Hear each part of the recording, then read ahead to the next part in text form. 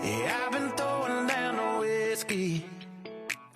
I ought to get my money back. Someone said it drowns a memory. Oh, but it ain't doing jack. Yeah, I've been sipping, I've been buzzing, shooting doubles like it's nothing, all but nothing makes you go away. I need something you prove, something stronger than I'm used to. Yeah, I've been pulling 92 hard and feel like nothing's gonna cut it. That's the hard truth. Yeah, I need something you prove. Oh, I need something you prove. Put them up till they shut them down, yeah. You never ain't out around, yeah. Don't matter what time or town, I can't get you gone. From the bar, yeah, upside down. Just looking for something that does it. I give them all my money, ain't nobody selling nothing. You prove something stronger than I'm used to. Yeah, I've been pulling 92 hard and feel like nothing's gonna cut it. That's the hard truth. Yeah, I need something you prove. Oh, I need something you prove.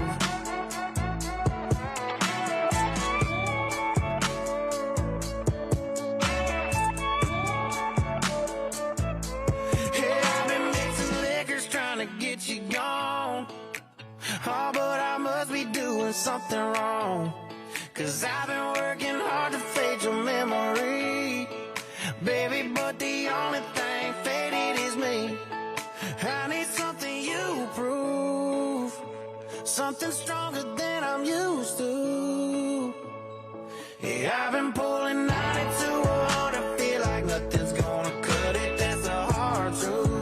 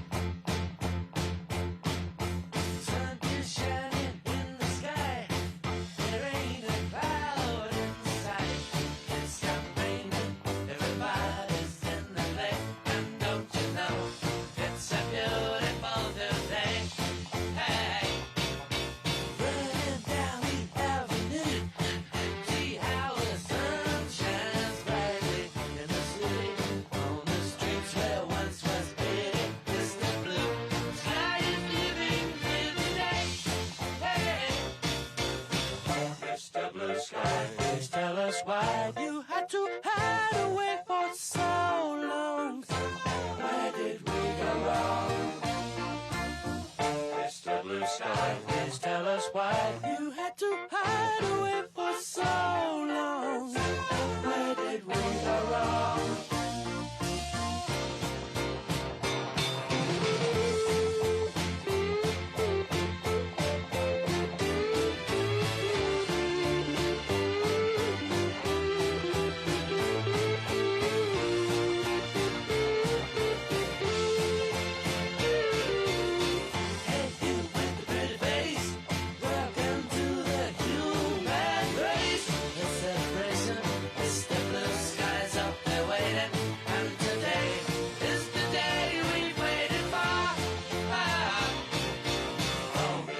Sky, please tell us why you had to hide away for so long.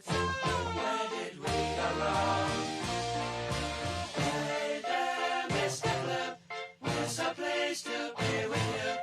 Look around, see what you do. Everybody smiles at you. Hey there, Mr. Blue, we're so pleased to be with you. Look around, see what you do. Everybody smiles at you. It's the blue sky. It's the blue sky. It's the blue sky. Mr. Blue, you did it right, but soon comes Mr. Night, creeping over. Now his hand is on your shoulder. Never mind, I remember you this way. Mr. Blue Sky, tell us why you had to hide away for so long. Where did we go wrong? Hey there, Mr. Blue Sky, we're so pleased to be with you. Look around, see what you do. Everybody smiles at you.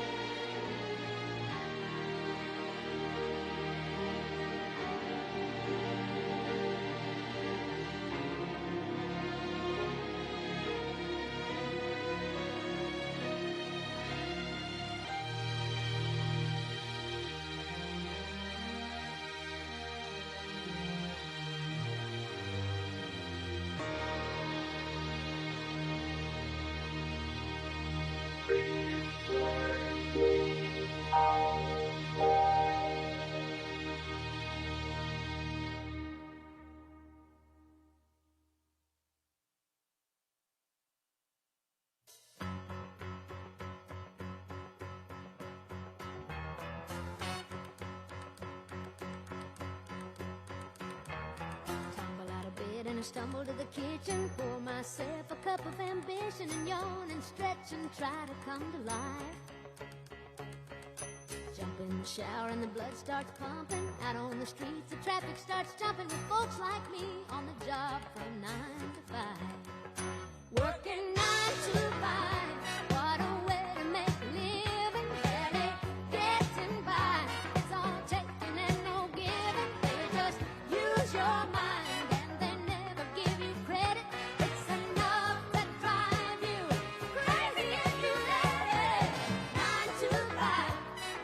Service and devotion, you would think that I would deserve a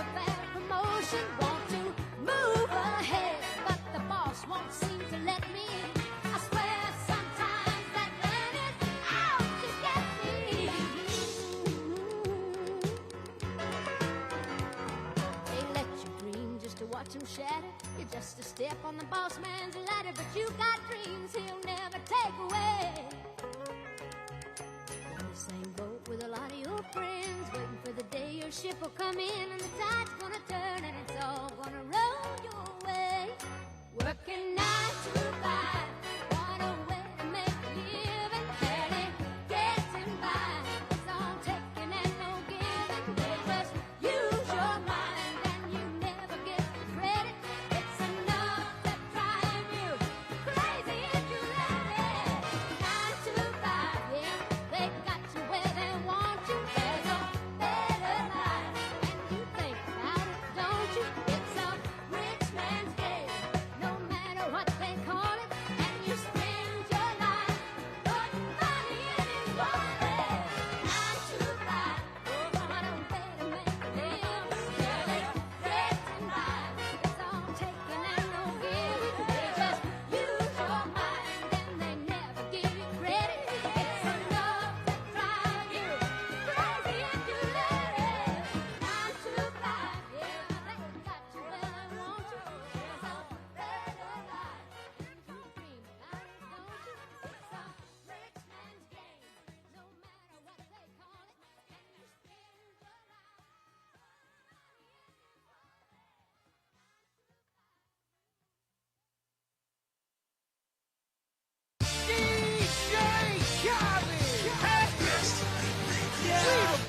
All I do is win, win, win, no matter what.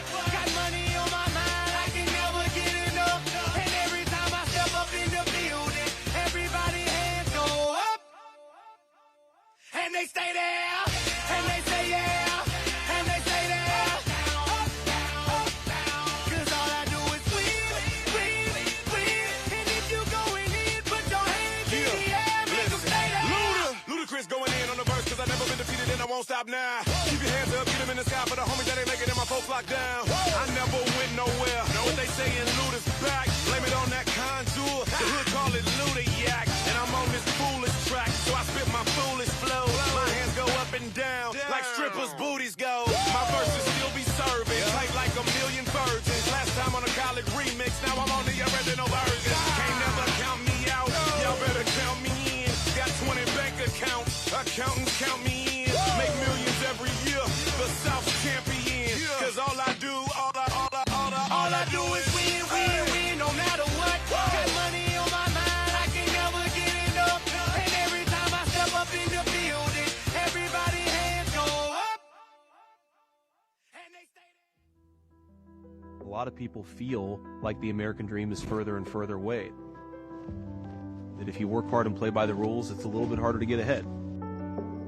It's a little bit harder to support a family, a little bit harder to buy a home. The world I grew up in was one where I think for the first time really in American history, my parents' generation did not expect their children to necessarily have a better life than they did. And you saw that in all kinds of different ways, but there was this sense growing up in Middletown in the 1990s that a lot of people didn't expect the future to be better than the past, and that's a really unique and a really tragic thing. The jobs started to disappear from that community, drugs started to move in, hopelessness started to move in, and so a lot of people who really knew that the future would be better than the past actually found a world that was a lot more difficult and a lot more challenging. I wrote Hillbilly Elegy because I wanted to give people a sense of what it was like to live in a community like mine. I didn't think a whole lot of stories were told about white working class Americans. I didn't think a lot of stories were told about people who were struggling with some of the problems we were struggling with, joblessness, drug addiction, and so forth. And I thought that I could tell a story that would make people understand my family a little bit better, and maybe in the process, understand the struggles of a lot of families. I come from the places that I want to represent, and what we need is to stop sending people that are of the DC swamp. We need to send people who are of the places they aim to represent. I want to fight for the people that I come from. The American media has been laundering foreign disinformation. It is disgusting. Instead of talking about the crises in our country, they try to silence the people who are experiencing them. Who do you want answering the phone? Do you want a person who hides from the friendly American media, or do you want a person who takes a bullet to the head and stands up and says, fight, fight, fight? Kamala Harris, you ought to have respect enough for your own people to enforce their border laws and listen to them. Listen to them when they complain about it. Don't pretend they're bad people. We're not bad people for loving this country. country. You're a bad person for doing this to the country in the first place.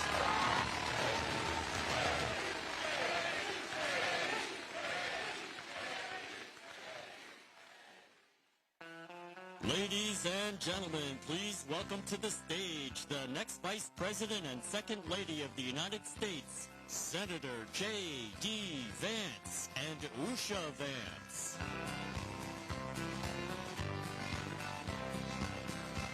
Why don't we liberate these United States? We're the ones who need it worst.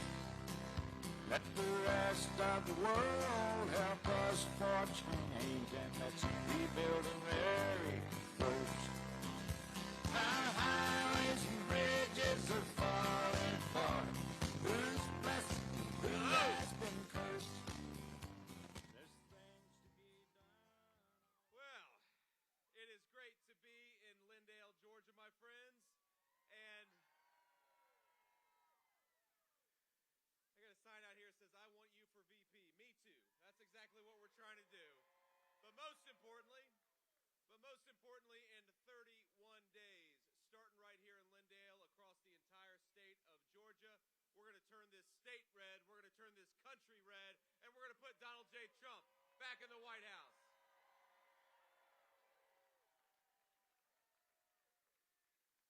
Now, we have some great people with us today. Of course, I'm biased, but most importantly, I'm thrilled to be joined by my lovely wife, Usha.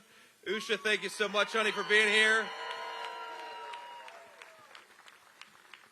We have got another great, strong woman leader in Congresswoman Marjorie Taylor Greene. I know we're in her district. Where's Marjorie? Please say hello. Now, you may not know this, but one of the very first endorsements, and frankly the first really important endorsement that I got, was when I was running in the Republican Senate primary in Ohio a few years ago, was from Marjorie Taylor Greene. So she's been a great friend of mine. She's a loyal person. And you guys have a hell of a congresswoman here in Marjorie. We've got the great Lieutenant Governor Burt Jones. Burt, thank you so much, man, for being here. And you guys, we got not just Congresswoman Greene, but you've got a great person running for Congress in the state of Georgia, Brian Jack. Brian, please say hello to everybody. Thank you, man. So one of the things that we have got to do better is that we have got to stop the crazy policies in this country that cause mills like the one that we're standing at right now to get shut down, to get closed down, and to get shipped overseas.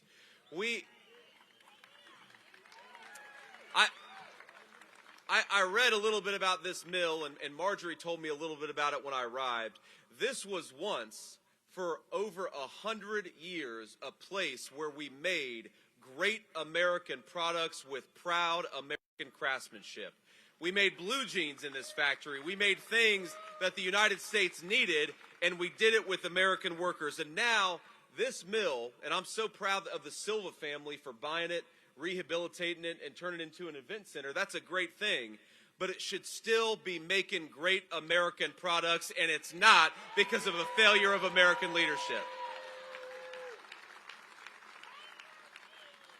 I mean, think of this. You can almost imagine proud American workers coming here, going to work, building a life, going back home and raising a family. And now, as I understand it, we film sometimes literal horror shows because what happened to American manufacturing was an actual horror. What we did to this nation, what we did to this proud American tradition of craftsmanship was a disgrace. And if the presidency of Donald J. Trump represents anything, my friends, and if the future presidency of Donald J. Trump represents anything, it is that we are getting back to stamping more products made in the USA. We're going to make our own stuff, and we're going to do it with American working people.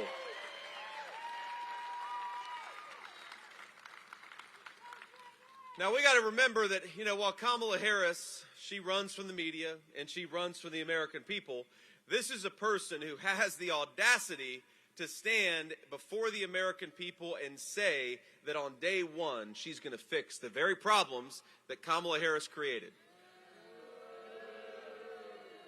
Now, Marjorie and I haven't been in politics for long enough to be this shameless. Maybe if we've been in politics for 30 years, we could stand as the sitting vice president and tell people that we're going to do something on day one. Well, Kamala Harris, you've been vice president for 3.5 years. Day one was 1,400 days ago. What the hell have you been doing with all that authority the American people gave you? Get to work and stop talking about what you're going to do. Go ahead and do it. Now, and let's just talk about the record of Kamala Harris. You know, when she was in the United States Senate and Donald Trump was undoing the terrible NAFTA trade deal that destroyed a lot of American factories, you know, Kamala Harris was voting and fighting to preserve NAFTA.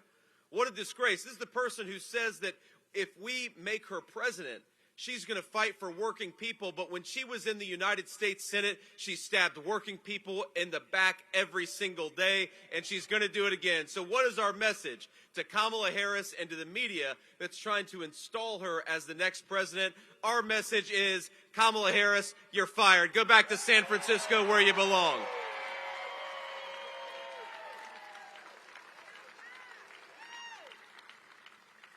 Let's just count the ways in which her policies have been a failure. Under Kamala Harris's leadership, you know, the trade deficit in this country just topped $1 trillion. That's an incomprehensible amount of money, and thanks to Kamala Harris's leadership, we're going backwards when under Donald Trump's leadership, we were going forwards.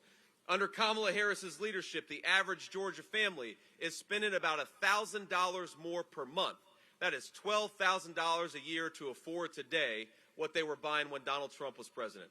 Think about it. That's a tax of $12,000 a year on Georgia families. And Kamala Harris brags about how she wants to raise Americans' taxes. Well, unfortunately, she's already done it, but to the tune of about $12,000. It's a disgrace. Under Kamala Harris, groceries in the state of Georgia are up 32%. That's actually worse than it is across the country, and it's pretty damn bad across the country. Home prices are up 50% under Kamala Harris's leadership. And I know the media loves to talk about family issues, and they love to attack Republicans for not being pro-family. Well, look, the best way to be pro-family is to ensure that young American families can afford to buy a house in the greatest country on earth. And when Donald Trump is president, that's exactly what we're going to fight to make possible. The American dream of homeownership. Over 9% of credit card balances turned delinquent over the last year. That means 1 in 11 of our American families are sacrificing. They're not paying the credit card bill because they got to buy something else. Over 8% of auto loans turned delinquent. That's a lot of American families trying to make the car payment but can't afford it because of Kamala Harris's policies. Now, this is a person who, when she talks to the media, and she does it like 3 times her entire campaign, but when she dares to talk to the media, she talks about how she's going to tackle the inflation crisis, the affordability crisis. My friends, the affordability crisis is on us because of Kamala Harris's failed leadership. Let's get back to the common sense leadership of Donald J. Trump.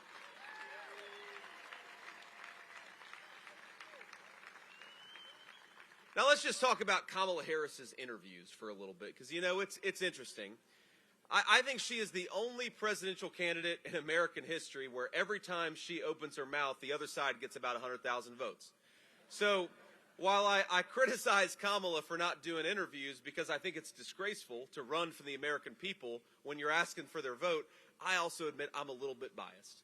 Because I want Kamala Harris to do interviews because I think it reveals just how hollow her entire agenda is.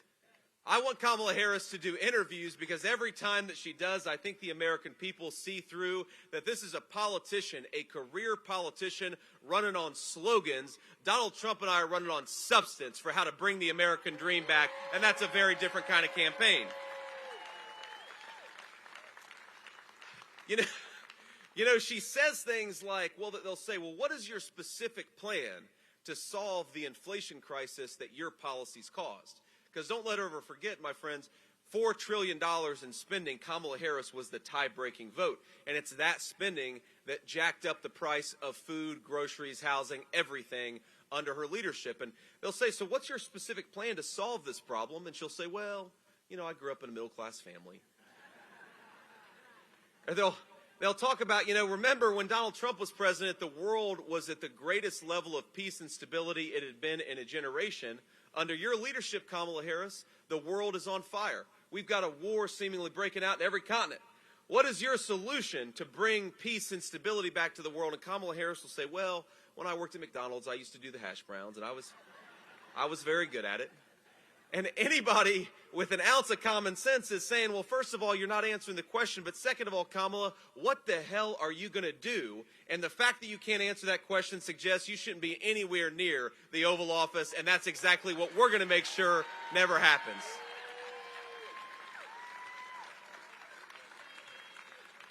And look, it's not just the economic policies, because we know that Kamala Harris, every time that she makes a decision, it makes the American people worse off.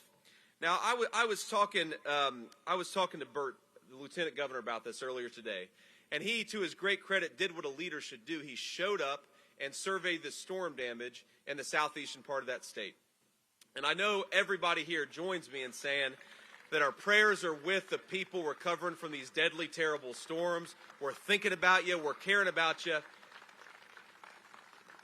But it's not just enough to think and care. As an American leader, it is your job to show up and do what is necessary. And here's what bothers me so much about Kamala Harris, and I think about all the things that we could criticize her on. But at the beginning of her administration, you know that she fought very hard to make sure that COVID relief money went to illegal aliens, to the tune of $1,000 per person, making sure that money went to illegal aliens.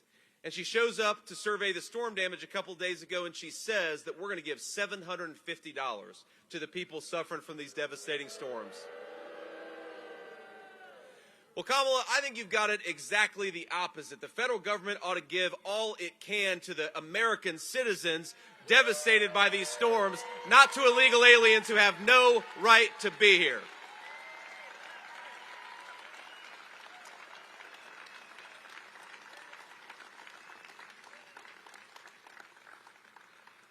But everything she's done as border czar, I don't know if you saw this. We had a nice debate with Tim Walz a couple days ago. I think we did pretty well. I had fun.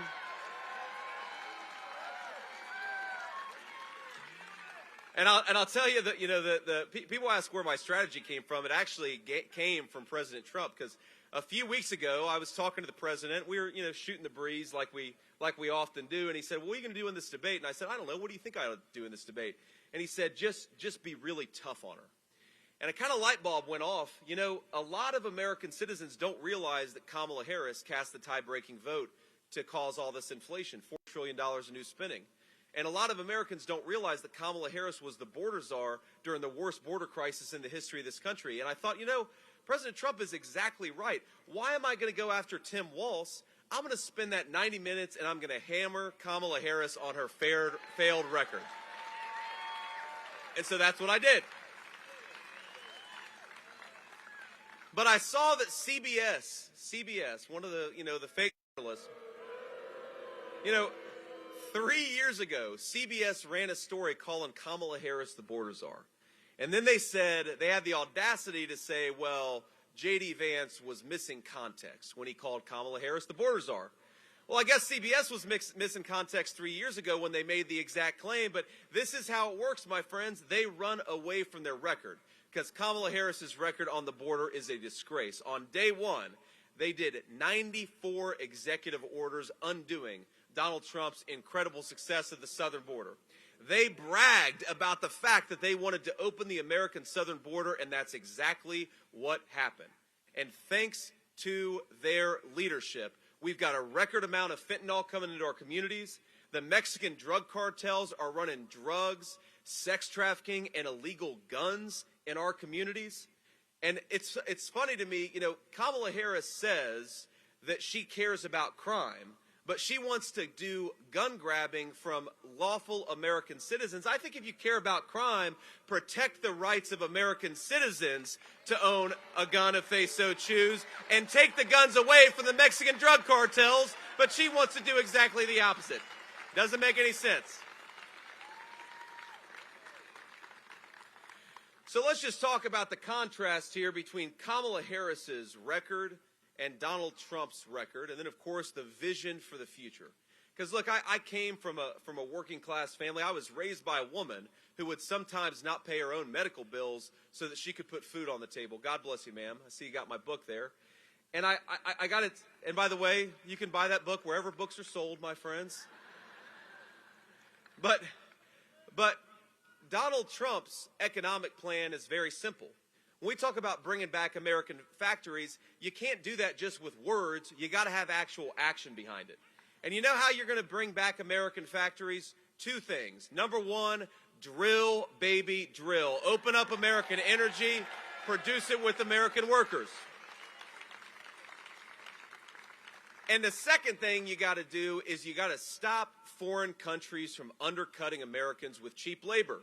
Now look, the Chinese Communist Party, they're more than willing to let people work at literal slave wages and then try to bring those products into the United States.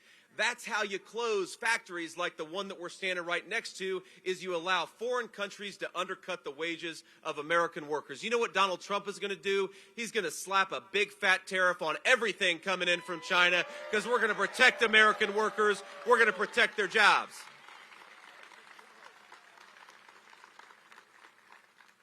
Donald Trump wants to cut taxes for American working families and raise tariffs on the foreign countries and the foreign companies that are shipping jobs overseas.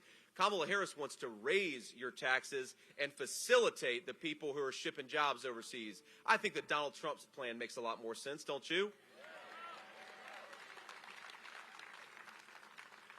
Kamala Harris wants to further open the border. She wants to grant asylum and parole to millions upon millions of illegal aliens.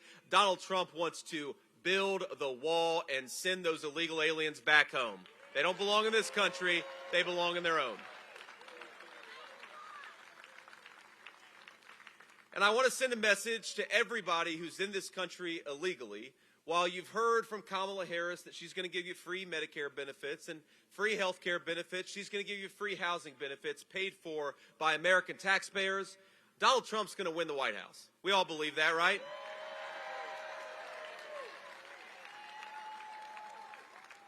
So our message to illegal aliens who are in this country without the consent of the American people is, you got 4 months, pack your bags because you're going home.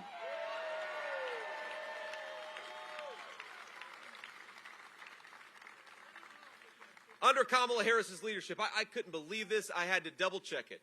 425,000 illegal migrant criminals are in the United States of America. That's more than twice the size of the U.S. Marine Corps. We got some Marines out there, I'm sure. Semper Fi to the Marines. But, I think if anything, we ought to make the Marine Corps a little bit bigger and shrink the size of the illegal migrant crime population in this country. I think Kamala's got it backwards. There are over 400,000 illegal aliens in the state of Georgia. 120,000 Georgian students are the children of illegal immigrants. Think about what that does to the education of Georgia children when you drop in over 100,000 kids, many of whom don't speak English. And look, I've got all the compassion in the world for these innocent kids. We're not mad at the kids for coming into this country. We're mad at Kamala Harris for letting the Mexican drug cartels do drug trafficking and sex trafficking in the United States of America. But it's something that Kamala and her friends and Tim Walz always say. They talk about being compassionate. They talk about compassion for illegal immigrants. And look, I've got nothing against people who want to come into this country. My message is simple: come through the proper channels. But what about compassion for America's citizens? The American leadership ought to care about our people. The American president ought to put the interests of American citizens first. And if you want to have compassion for anybody, Kamala Harris, let's start with compassion for people who lost their jobs because of your policies. If you want to have compassion, let's start with compassion for people who can't afford their mortgage or their car payments because of your policies. If you want to talk about compassion, let's talk about the 100,000 Americans who are dying of fentanyl overdoses because of your policies. Compassion for the American president ought to start start with the American people, and that's exactly where Donald Trump and I put our compassion. It's with our citizens and the people who deserve to be here.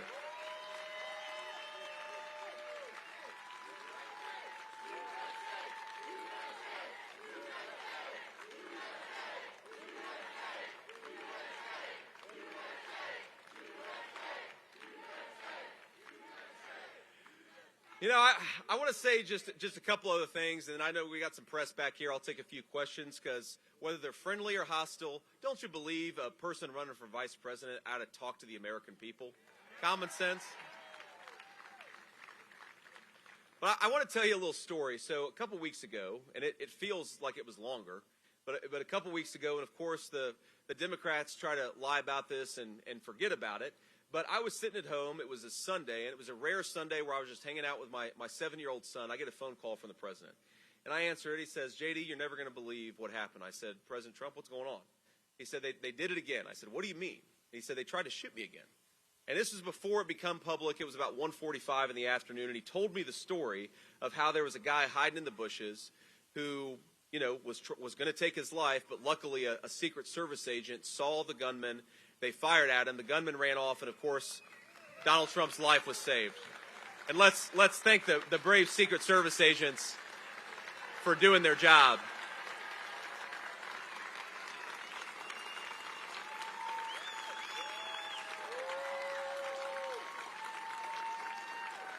And I'll tell you, you know, I never had a Secret Service detail, of course, in my life. I love these guys. They're doing a great job, but I've got just one complaint about the Secret Service, the guys on the ground who are protecting me and my family. I wish they would drive a little bit faster. So, gentlemen, I love you, but we don't have to drive Miss Daisy anymore. We can go faster than 62 miles per hour on the highway. I've got a bit of a lead foot myself, so being driven around by a bunch of guys who can't go over 65, it's getting to me. But look, so the president, I was kind of shaken up by it because, of course, he's my friend and he's my running mate. But most importantly, I think he's going to make a great next American president of the United States. But you know, like any human being, I was worried about him. And so I said, well, sir, are you doing okay? I mean, clearly you're physically okay. You wouldn't be calling me, but are you okay? And he said, yeah, I'm fine. You know, I'm kind of pissed off, though. And I thought he was going to say, I'm pissed off they tried to shoot me. He said, they wouldn't let me finish playing golf. I was about to make a birdie on the 6th hole. And something struck me at that moment that as much as the Democrats lie about Donald Trump, this is a man with the character to be president of the United States. And here's what I mean by this. What you want in a president of the United States is not a person who's terrified of the American media. You want a person who's willing to sit down and take some tough questions. You don't want a person who, when a terrible tragedy, even a very traumatic thing happens to them personally, you want somebody who stands up afterwards, puts their fist in the air, and says, fight, fight, fight. That...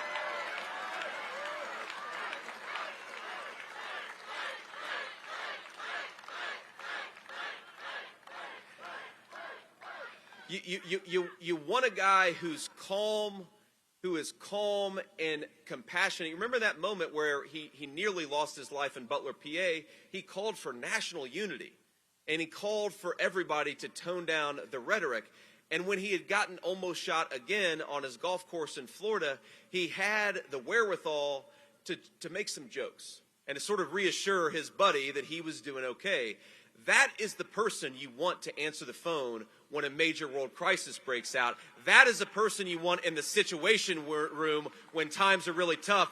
That is the person you want calling the shots in times of peace or war. You want a man who can stand in the gap, who can literally take a bullet and keep his composure and stay who he is. That's Donald J. Trump.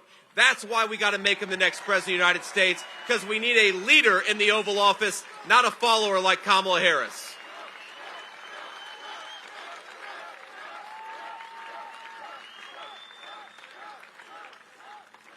So I want to just say, and this is a message to everybody here, but especially to those who are watching.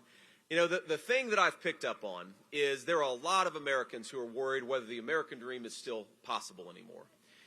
And I believe that it is. I wouldn't be standing here. Think about everything that's happened in my life. I was raised by a woman who didn't graduate from high school. I was raised by my grandmother because my mom struggled with opioid addiction, and I'm standing up here in this beautiful state asking you to make me your next Vice President of the United States. This is a hell of a country, my friends. Don't ever forget that.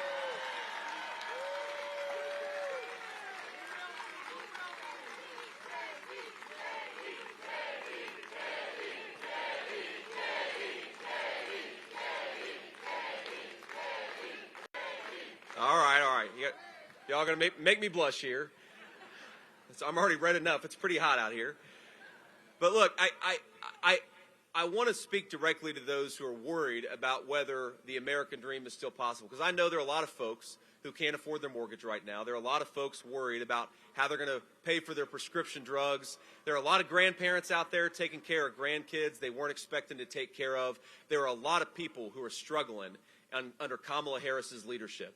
And I just want you to know that in 32 days, we're going to change the leadership of this country, and we're going to rebuild the American dream stronger than ever.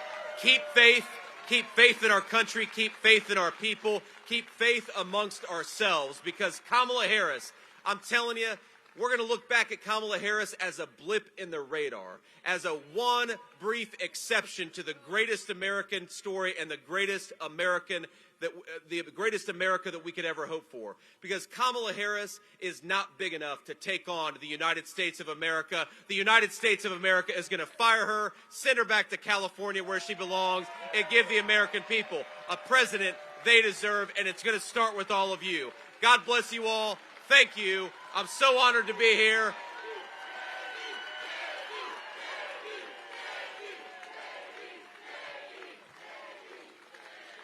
Now, and I know we'll take a few questions from the media. We'll keep it brief because it is hot out here. But if you're a reporter, especially a local reporter, I'd love to take your question. Excellent. Go ahead. Senator. Hi. Donnell Suggs with the Atlanta Voice. I wanted to ask you, what do you think about former President Trump having a third debate, a second with VP Harris, and maybe having it run like the one you just did, which seemed to focus mainly on policy and not on insults? Well, I think, first of all, I think Kamala Harris already had an opportunity to do a second debate, and she turned it down.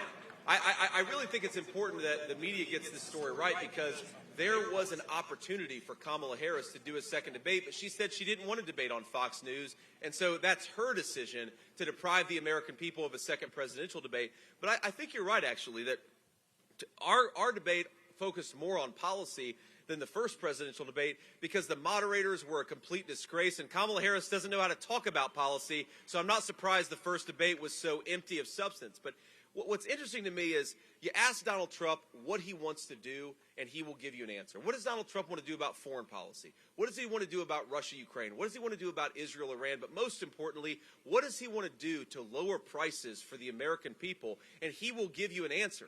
The reason Donald Trump will give you an answer and Kamala Harris will give you a slogan is because Donald Trump shows leadership and Kamala Harris shows the exact opposite of it. So that is the truth of the American people.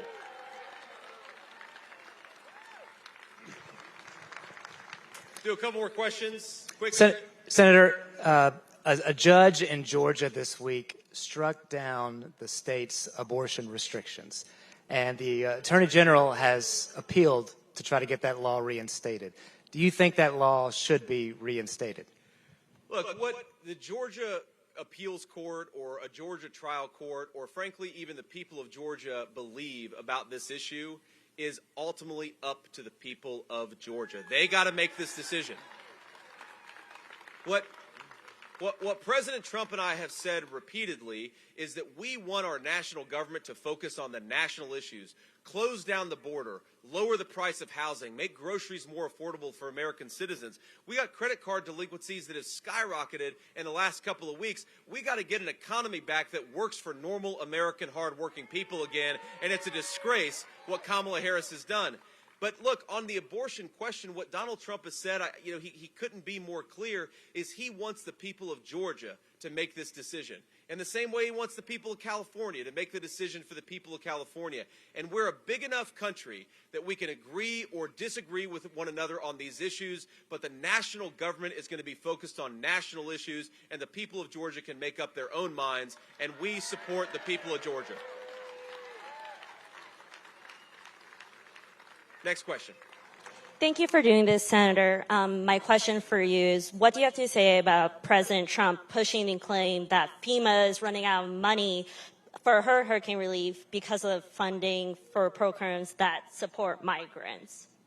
Well, let me say a couple things about this. First of all, the idea that FEMA is running out of money is something that the leadership of the Harris administration has said. That especially if there's another disaster, they've said that they might have to go back to the well. And I think a lot of Americans are saying, well, how can we afford to give billions of dollars to illegal immigrants in this country, but we've got to go back to the well to provide disaster relief for our own citizens? That's a disgrace. Now, the media's obsessed with, well, there's one bucket of money over here and there's another bucket of money over here. I know beyond a shadow of a doubt that our own government is sending billions of dollars to illegal aliens when there are hardworking Americans. We got to focus on them. Focus on our American citizens who have had their lives destroyed by these terrible storms. That's what Kamala Harris ought to be doing, and it's a damn shame that she's not doing her job.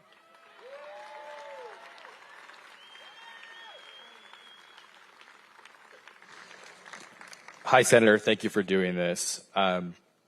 President Trump often describes the 2020 election as rigged, and he often uses the term to describe what he sees as fraud in that election. Trump said that again yesterday at a rally in Michigan. Senator, would you use that specific term, rigged? You have said in the past you have concerns about election integrity in the past and going forward, and do you concur with the president that the 2020 election was rigged? Well, look,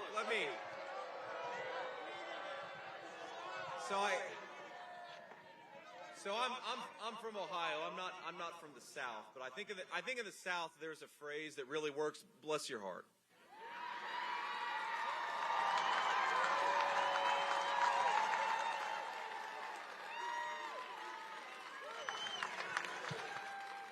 Look, man.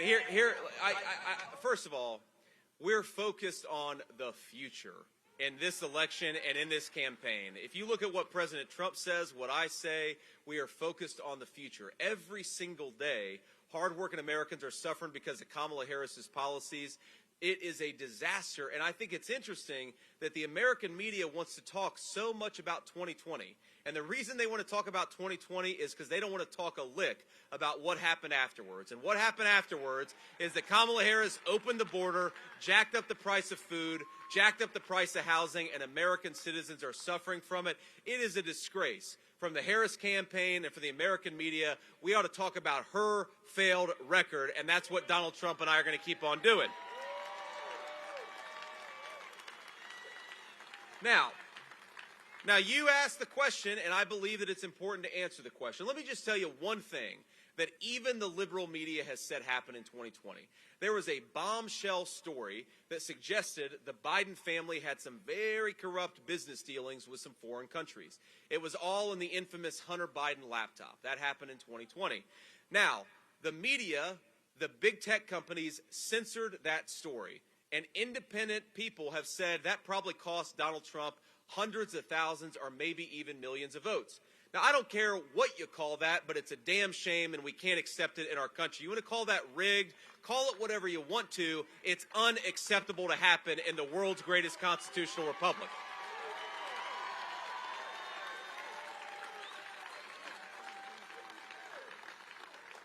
I see another hand. I'll do one more, and then we'll have to hit the road. Thanks, Senator. It's Kip Maher again. I wanted to ask you, in Melania Trump's book, she voices support for abortion rights. Does that impact the way that you see this issue? And what state, among all the states, do you think has the best abortion policy in your view?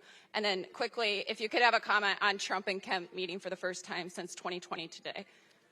Yeah, so there was a lot there. Let me first briefly. I think Brian Kemp. I understand that he and the president have had some disagreements in the past, but they're on the same team to defeat Kamala Harris, and that's a very good thing.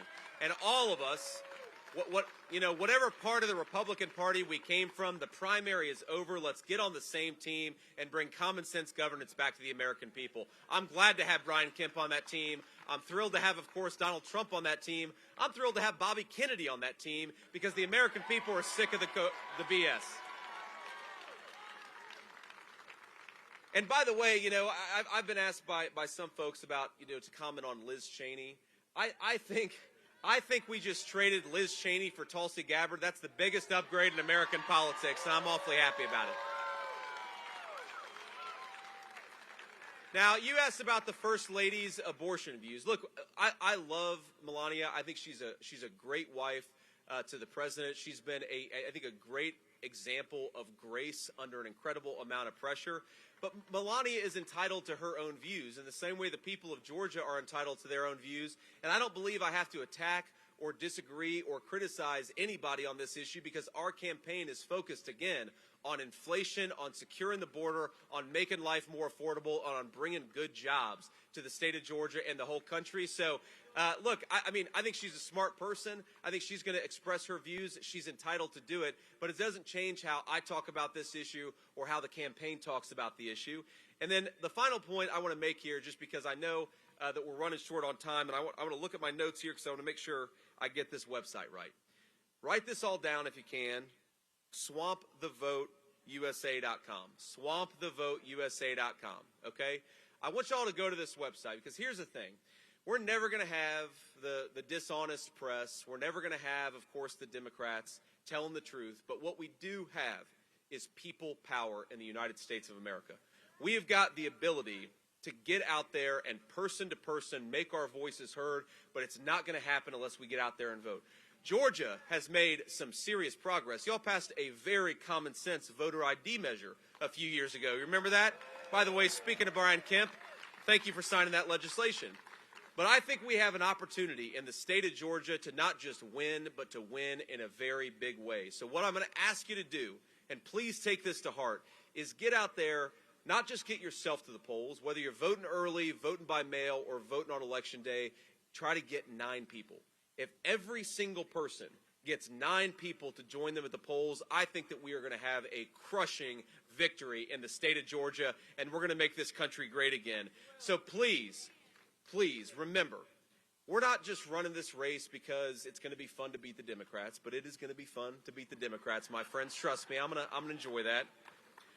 We're running this race because the American people have been failed by their government, and that has got to change. I want you all to see yourselves as fighters, as warriors, to give the great American people the government they deserve.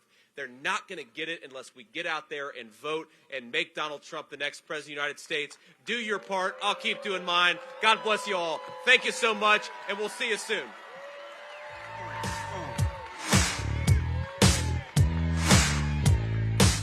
I got that real good, feel good stuff up under the seat of my big black jacked up truck, rolling on 35s, pretty girl by my side. You got that suntan skirt and boots waiting on you.